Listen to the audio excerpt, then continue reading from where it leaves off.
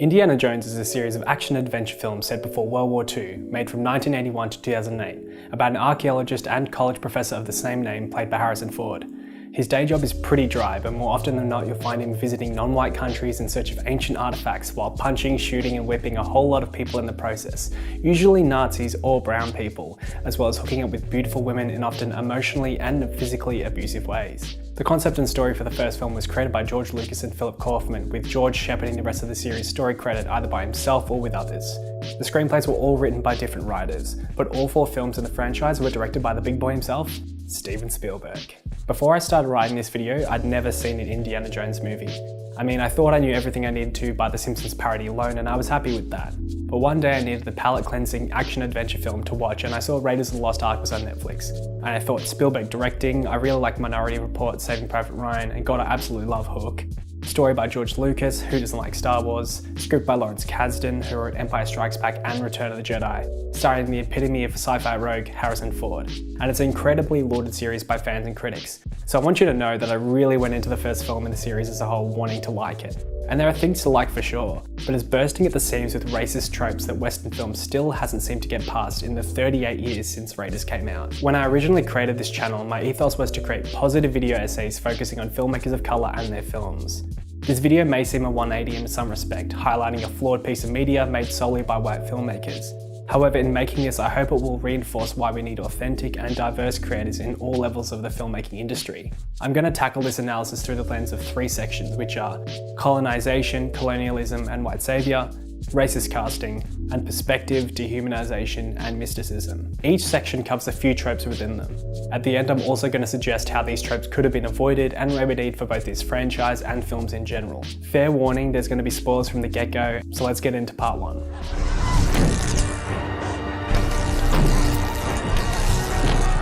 It's well known that the influences for the films were the action-adventure serials of the 1930s like Flash Gordon, Tarzan, Buck Rogers, The Lost City and Zorro.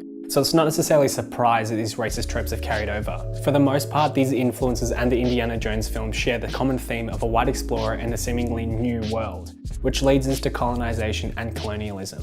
I've actually used the two interchangeably with that much thought on a lot of occasions, but there is a very clear distinction that I want to note. Quick definitions. Colonization refers to migration or settlement for land and resources by way of genocide, like America and Australia, where colonialism refers to control of a new territory for trade, labour and resources by way of violence and subjugation, like India and Sri Lanka. Colonization and colonialism have existed since the dawn of man, but I'm talking about the modern context, which mainly refers to British imperialism and the creation of the British Empire. Land, structures, monuments and objects are all resources and signifiers of wealth, and the empire pillaged plenty, shipping a lot back to Britain itself for display in museums, much of which you can view to this day. The entire premise of Indiana Jones is an Anglo-American archaeologist/adventurer who loves history and in particular artifacts. I've distilled his motivations as a character into 3 separate but interrelated categories. 1, personal desire/museum preservation. 2, to save someone. Or 3, for the greater good. Let's tackle this chronologically in the franchise timeline with each artifact he's after. The Cross of Coronado. In the films, it's the first item we see Indiana after. In a trip with his scouts regiment as a teenager, he stumbles upon some scavengers finding the cross. He doesn't know what their intentions are, but he affirms to his friend that that cross is an important artifact. It belongs in a museum. He gets the cross, but the local sheriff turns it over to the scavengers. This is the inciting incident for Indy's colonial fascination with artifacts. You know how long I've been looking for that? All your life? All my life. Well done, Indy. Very well done indeed. This will find a place of honor in our Spanish collection. We can discuss my honorarium over dinner and champagne tonight. Your treat. Yes. My treat. My precious. The Peacock's Eye. It's an item that Indy seeks in payment for the ashes of the late Chinese Emperor Nurhaci. He doesn't get it, but we can infer from the general desire and emotions he expresses, his goal is to obtain the diamond for the museum. Shivalingam. Indy is asked by an Indian shaman to recover a Shivalingam, which is a sacred object in Hinduism, that in the film apparently affords good luck to the village. A cult stole it, along with the children who lived in the village. Indy smiles and nods, but refuses politely. A kidnapped child escapes back to the village and gives Indy a piece of cloth. On it, Indy introduces it talks of the 5 powerful Shankara stones or Shivalingams. It's only then that he accepts the call to action with the line, Fortune and glory, kid. Fortune and glory. fertility idol. He doesn't outright say, but after a rival takes the idol from him, Indy shows Marcus Brody, the curator of the museum and dean of the college, the other pieces he managed to get. Yes, the museum will buy them as usual, no questions asked. Yes, they are nice. The Ark of the Covenant is a gold-covered wooden chest described in the Book of Exodus as containing the 2 stone tablets of the 10 Commandments. You know, Moses. Thou shalt not steal. The Ark is a potential weapon, and since Hitler is after it, they ask India to find it. And they're prepared to pay handsomely for it. And the museum? The museum gets the Ark when we're finished. Oh, yes. Oh, yes. Oh. The Holy Grail, according to the Bible, is a cup used by Jesus at the Last Supper, also the cup that caught his blood at the crucifixion, and supposedly gives the gift of youth to those who drink it. Indy doesn't have any interest in it until after his father disappears while in search of it. After finding him, his father exclaims that, The quest for the Grail is not archaeology. It's a race against evil. If it is captured by the Nazis, the armies of darkness will march all over the face of the earth. one of the only instances where he's actually kind of selfless. This is an obsession, Dad. I never understood it. Never. Your past actions would beg to differ. The Crystal Skull. Indy basically gets thrown into this adventure to save his old friend Ox, as well as Mutt's mother, through no particular desire of his own. So he's in it to save someone. Looking at Indy's actions, the overwhelming reason he goes after these artifacts is for his own selfish desire and to proliferate colonialism. Why does this matter? It has historical implications that exist to this day. Anderson Benedict in Imagined Communities identifies museums, alongside the census and maps, as being 3 institutions that profoundly shaped the way in which colonial state imagined its dominion: the nature of the human beings it ruled, the geography of its domain, and the legitimacy of its ancestry. Museums are institutions that house historical information, both material and immaterial. If a museum is owned by a country or an organisation that stole these things through violence, you can see why this might be an issue. The institutions, as governors of knowledge, were able to curate what information was said and what was not said. For example, in the Dutch East Indies up until the 1930s, the idea was put forward that the builders of some monuments were not of the same race as the current natives, that they were really Indian immigrants. In Burma under British rule, the notion rose that native people weren't capable of their ancestors' achievements. Anderson continues, "Seen in this light, the reconstructed monuments, juxtaposed with surrounding rural poverty, said to the natives, 'Our very presence shows you have always been, or have long become, incapable of either greatness or self-rule.'" It was a compromise of sorts to have some information or museums and preservation, so that the colonised people wouldn't raise much of a fuss about the history of being destroyed, because look, we have it here, it's here for you people to see and learn about. But don't say anything about the fact that we destroyed your cities, killed your people and stole cultural and material capital from you and shipped it back to our homeland, okay? In 2019, you'd think that Britain would have tried to make amends for these past atrocities. I mean, you can't bring back someone from the dead, despite what the Last Crusade says, but you can at least return some of these stolen artifacts, right?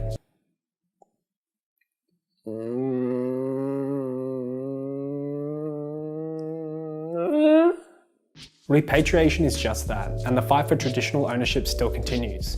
The Rosetta Stone from Egypt, the Kohinoor Diamond and Sultanganj Buddha from India, and the Parthenon marbles from Greece are all still in British museums. A common argument against repatriation is that these museums cultivate the dissemination of knowledge and are also available for the public to view. I do agree with these general sentiments, but this puts forward a colonialist notion of Western countries being the hub of human culture. To display these artifacts anywhere else would be a disservice to the preservation of history, and that Western countries are the only true arbiters of how history should be studied, owned, and showcased. In Indiana's case, he is obsessed with finding these items, not necessarily the preservation, and is happy to get paid for doing so and sell them to an American museum upon delivery.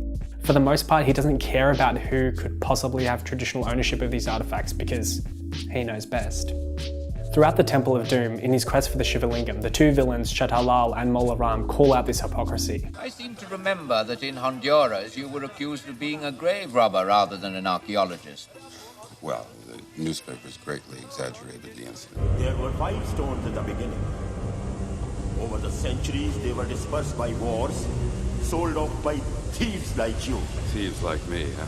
Ha! Indy does find and return the Shivalingam to the village, but the film doesn't showcase any character development that would change Indy from his motivation of fortune and glory to genuine empathy. You could have kept it. What for? They'd just put it in a museum, it'd be another rock collecting dust. But then it would have given you your fortune and glory. Anything could happen. Canonically, this film is the first of Indy's adult adventures, so I guess that tracks from here on out. He's not going to question whether his motivations are problematic. Shatar Lal is also not shy of criticising the British occupation. Captain Blumbert and his troops are on a routine inspection tour. The British find it amusing to inspect us at their convenience. I do hope, sir, that it's not inconvenient to you, sir? The British worry so about their empire. Makes us all feel like well-cared-for children. But Mola Ram, he goes pretty hard.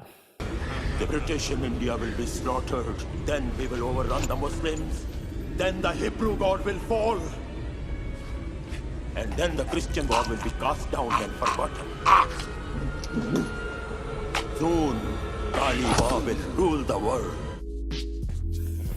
So close. So close. By making the only anti-colonialist characters in the film the Thuggee cult, synonymous with literal evil, kidnapping children for slave labour and sacrificing humans, we can see that the film has no interest in wrestling with the franchise's colonial premise and framework. So I guess it shouldn't have been any surprise to me at the end when Indy and co are actually saved by Captain Blumbert, 11th Puna Rifles, because colonialism. It's pretty good. In going through the script, there's actually some unused dialogue from a previous scene that I'm pretty happy that they cut, which I'll reenact for you. You're hanging on better here than you did in America. This is a different situation, Dr. Jones. These people are like children. We have to lead them slowly into the 20th century. Leading on from Indy's motivations in the Temple of Doom specifically takes us to a short section on white saviors. White savior is an incredibly pervasive trope in media. I define it as a white character, not always the protagonist, who is usually placed as more moral, physically strong or intelligent person than their counterparts of colour, and saves these people from their oppression in some way or another. And while this might seem like a general net positive, it infers that people of colour are unable or even reluctant to better their circumstances, reinforcing the notion of white hegemony. This trope often downplays the power and scope that a structural system like racism has, and as a byproduct often deifies the white character.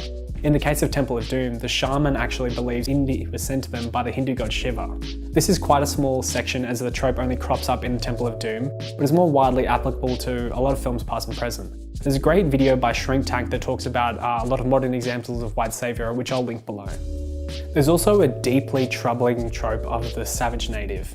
In Raiders, the villain Belloc leads the Hovitos tribe to stop Indy from taking their fertility idol, which is pretty heroic actually considering Indy's a glorified thief. But then it's clear that Belloc has some type of undisclosed hierarchical power over them as he, as Lawrence Kasdan writes in the script, turns dramatically and holds the idol high for all the Hovitos to see and says something in Hovitos. Also in the search for the Crystal Skull, Indy and Mutt go to a cemetery. Grave robbers will be shot. Good thing we're not grave robbers. It's filled with native people protecting this place, and so here come our heroes to literally rob it. Jones notes that these people are using poison, so they're obviously pretty serious about the place. They attack and Jones fights back. Not necessarily an issue, but he blows back a dart into one of the attackers, he scares off the other. He doesn't try and reason with them, despite the fact he probably knows what language they speak. Also, they just leave the poison guy there to potentially die, like, I guess who cares, right? It's also interesting how native people are photographed in this film particularly. They show up like deadly animals or supernatural beings, not humans. They shoot off by the skull because they fear it. And then they're ultimately slaughtered by the main villains.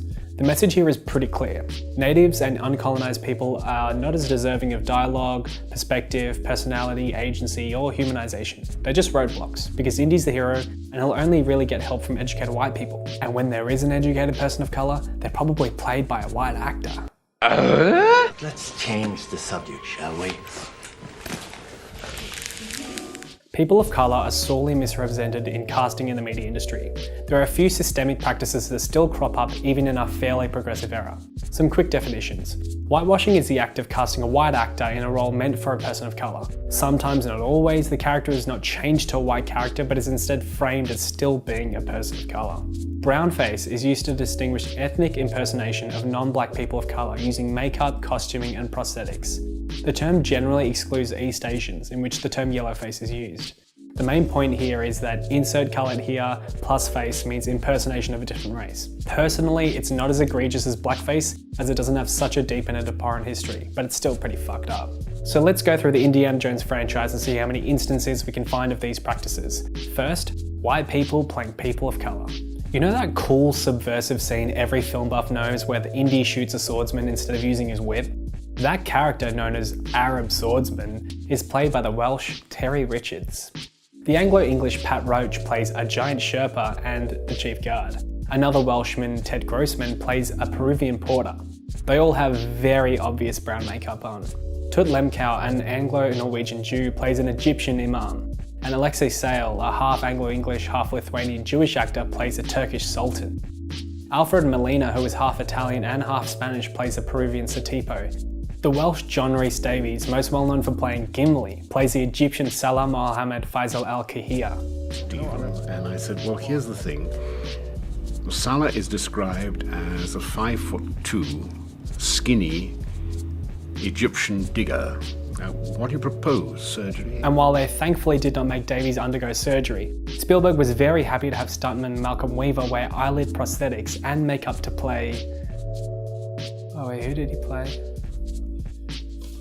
The role of Ratty Nepalese.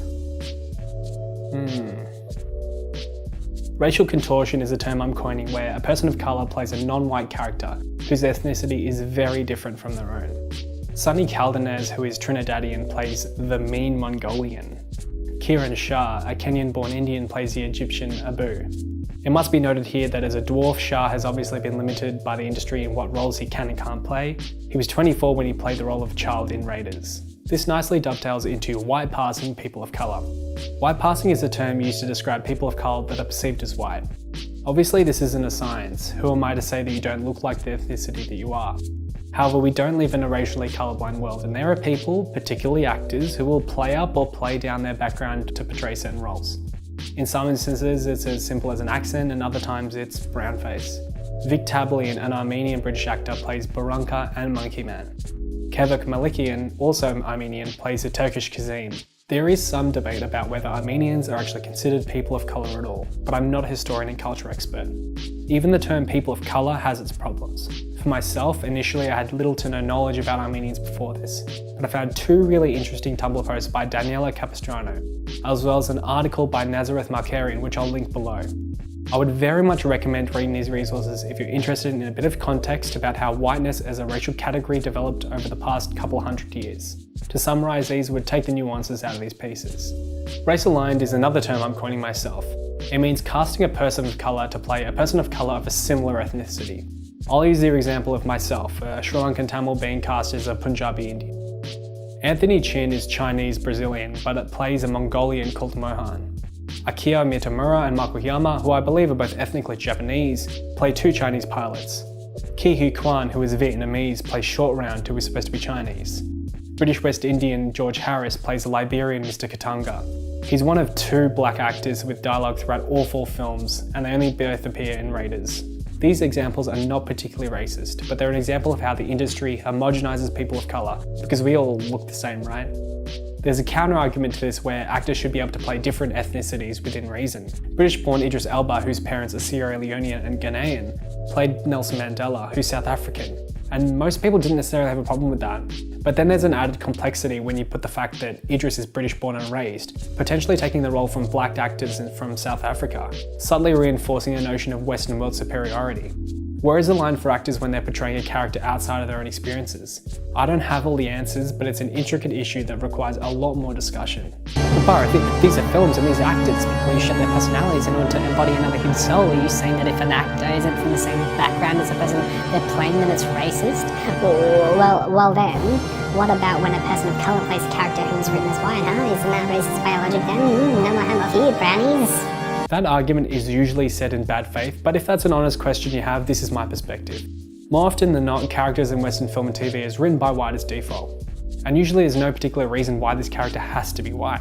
The Scorsese remake of The Departed is set in Boston and specifically about a white Irish crime gang, and that informs much of the references, humour, plot and execution of the film, which is why they cast white actors. But a film like Reservoir Dogs didn't necessarily have to be. In my perfect world, if there were equal roles available and accessible for people of all races, genders, abilities, etc., we wouldn't have to worry. There'd be a natural equilibrium that we could push one way or another to keep representation from skewing wildly. But it is not this day. After all that, there are some examples of accurate casting like Chata Lal, Mola Ram and the Maharaja, but they're few and far between.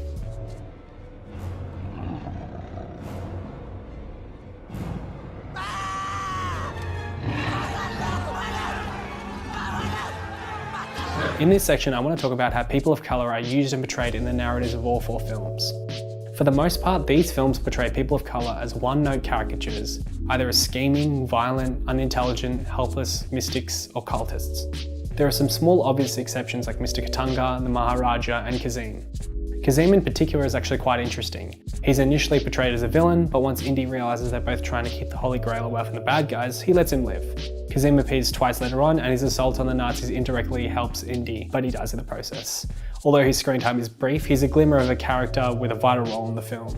Short Round is a bit more complex, but I feel he's a different type of caricature. He screams loudly in Mandarin, presumably for comedic effect,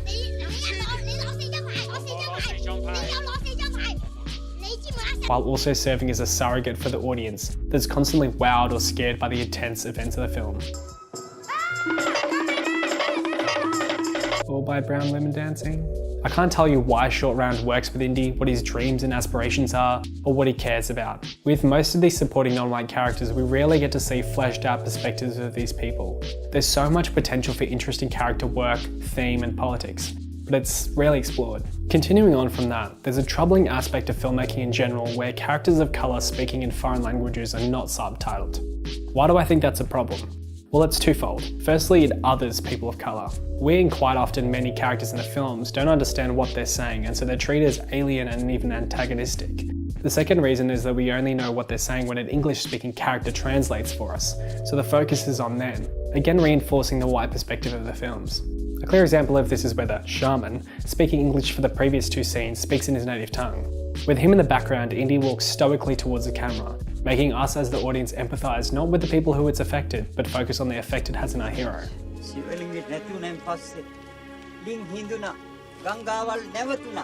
when the sacred stone was taken, the village wells dried up and the river turned to sand. The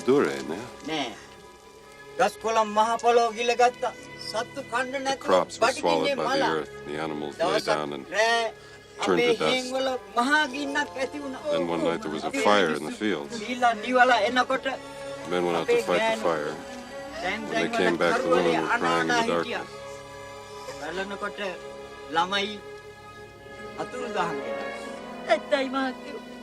Lamai? Children. He says they stole their children. A few minutes later. Franchise fans will know that the actual actor, Dia Nayakara, didn't speak a word of English, and that from behind the lens, Steven Spielberg dictated lines to him. They could have easily got a South Asian actor who spoke fluent English, but you know.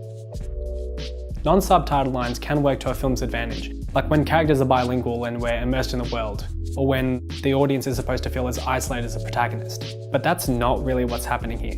The dehumanization of people of colour is rampant throughout the franchise through its bastardization of culture.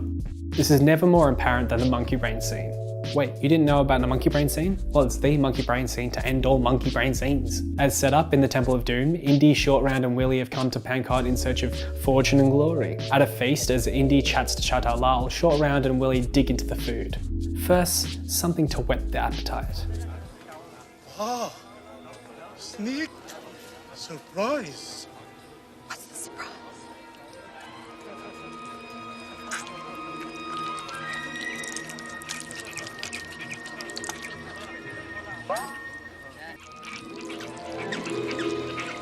Then something crunchy.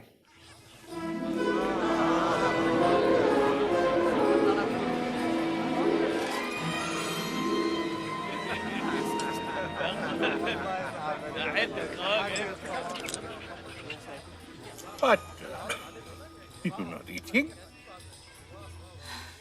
I had bugs for lunch.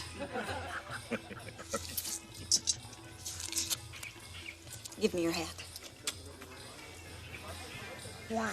Because I'm gonna puke in it.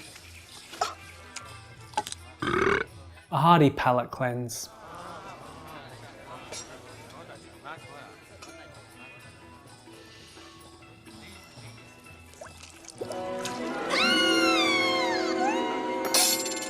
And then dessert.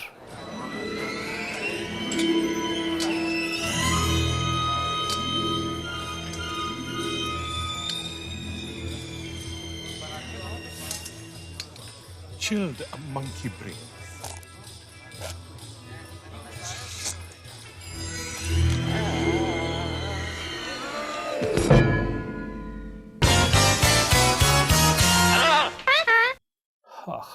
I'm salivating just thinking about it. Look, maybe I'm being a bit too critical. Let's hear what the filmmakers have to say. And I think that scene at the dinner table does sort of capture that spirit.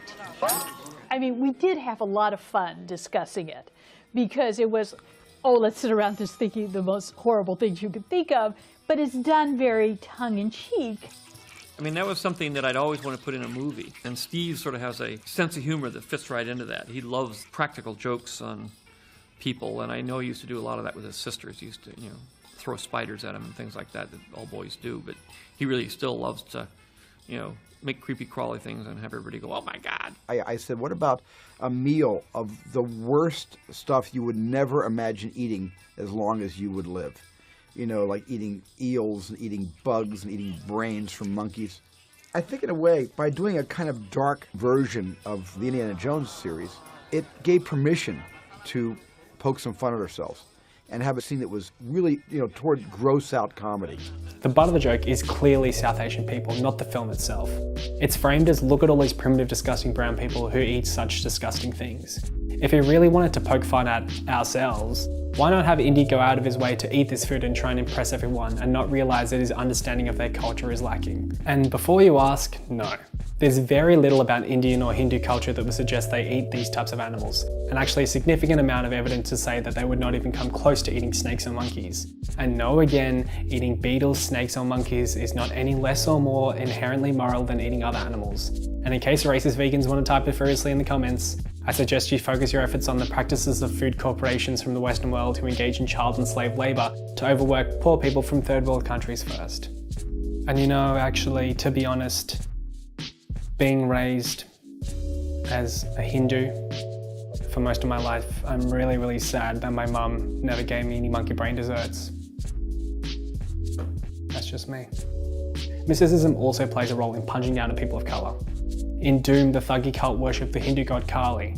The main villain of the film, Mola Ram, is able to pull out people's hearts out of their body with no apparent topical or physical damage to his victims, and with them still alive somehow, he lowers them into a lava pit for sacrifices or whatever. I, for one, only have place in my heart for one lava pit scene in film, and that's Turbo, a Power Rangers movie. Into the fire. Into the fire. Do it. Do it. Malico's power will exceed Rome in the fire. No! This one is mine!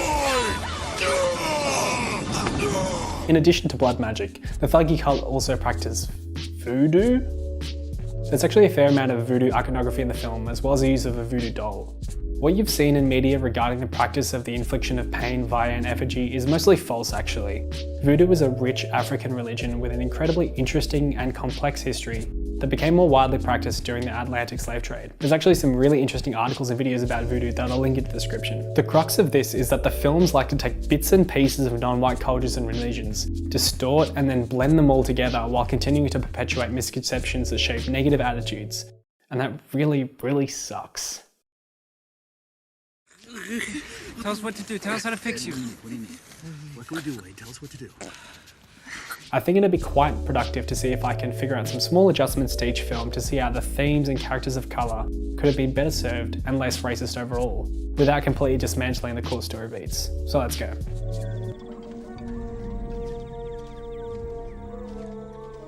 At the end of the opening sequence, we're introduced to Belloc as the antagonist, who has tricked the Jovito's tribe into helping him. So if we wanted to keep this introduction, we could also be introduced to the leader of the tribe who actually catches Indy, and actually explains that his fertility idol is not just some artifact to be plundered, but actually a sacred item to their tribe's culture.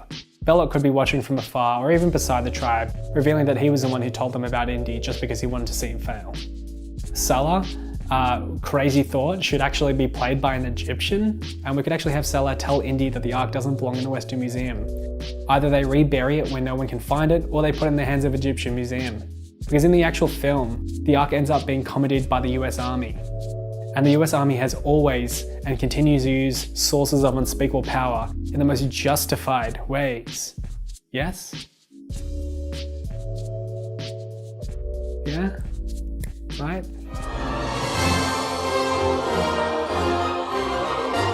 First, let's cut out this Orientalist dance number, or just have it be Chinese women doing their thing. Wuhan, Indy's friend, gets killed just like in the real film. It's a common trope for any characters of colour to be disposable, but we can actually give his death some meaning by using it to develop Indy's character. That's also a common trope, but I'm trying to make as little changes as possible and strengthen what's there. What could have been done here is to make Indy reject the shaman's call to adventure because he doesn't want Short Round to suffer the same fate as Wuhan. Blood is on his hands, and for what? A diamond to be put in a museum? Short Round should disagree with Indy and go and save his children himself, forcing Indy to run after him and then help. Easy. Indy learns that he can't just treat people of colour as disposable and should actually help them. Not perfect, but it's much better than what we have. Yeah, we're cutting the monkey brain scene, it's bullshit. To solve the villain problem in the film, there are two solutions that I kind of like. The first is, since we have two villains, why not make one of them have a change of heart? Perhaps Shatalal turns against Mola Ram after seeing the true horrors of the cult. Second, we could have Mola Ram be a pro-colonial cultist leader who's also in league with Captain Blumbert, their goal being to control Pankot by any means necessary.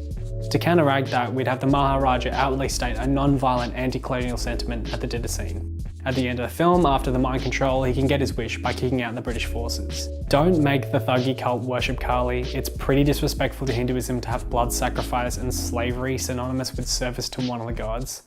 And have anyone but Captain Blumbert Deus Ex Machina at the end. It could be fitting for the villagers earlier in the film, composed mainly of mothers, to fill that role. Perhaps Indy sends a message to them once he realises the cult is real, and then they make their way there, fearing for the imminent safety of their children, and then they can save the day, giving the agency to them.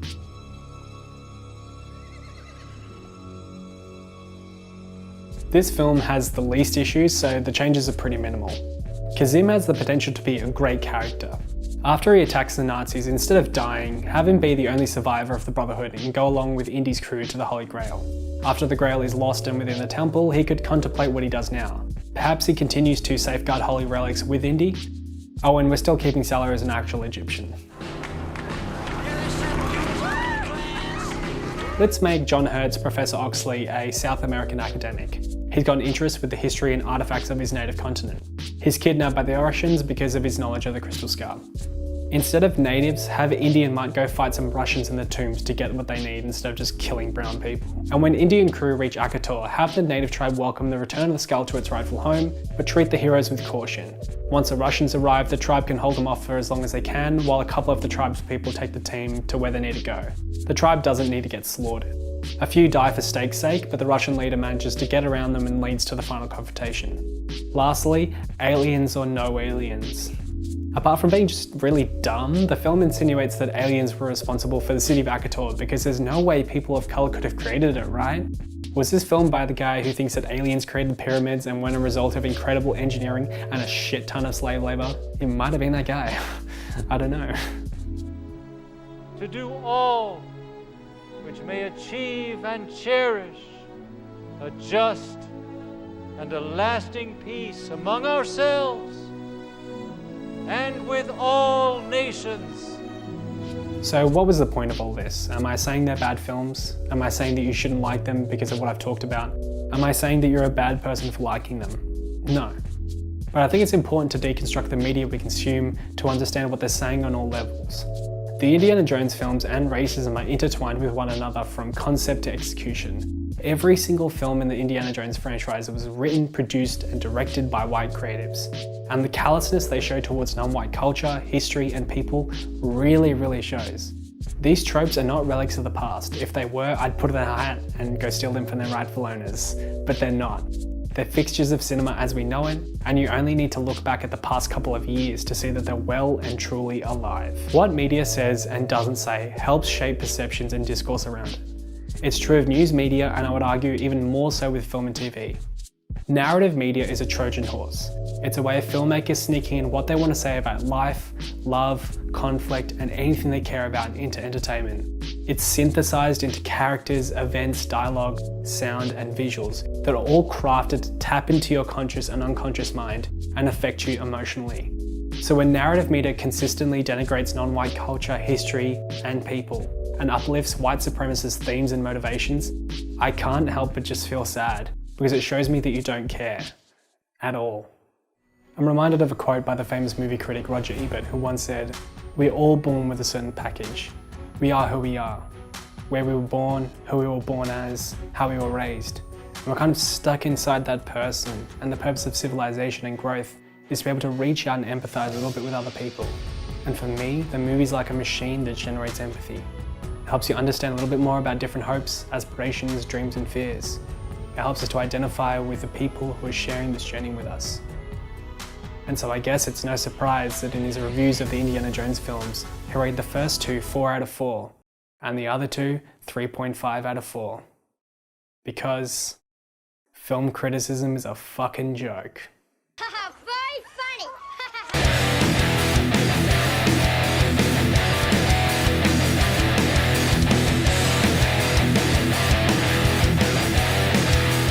Don't have heroes, guys. They're all fallible. Earlier you were saying the film didn't have enough humanity. I don't go to an Indiana Jones film for humanity. At least he's dead, I guess. Oh. Nah, just kidding. Hey everyone, it's Barth. Thanks for watching. Really appreciate it. It's my first kind of foray into LeftTube, and hope to make a lot more videos of this caliber. If you'd like to support me, give us a like, subscribe, or even consider supporting me on Patreon. I'd like to give a shout out to Writing on Games for supporting me on the $3 tier. I've got 2 patrons so far, which is great. Yeah, really keen to make more content, so see you soon. Bye. Show it to your parents. Show it to your friends. When you've got Focal. the fun never ends. And did I mention it's free? I'll take some. There you go. There you go.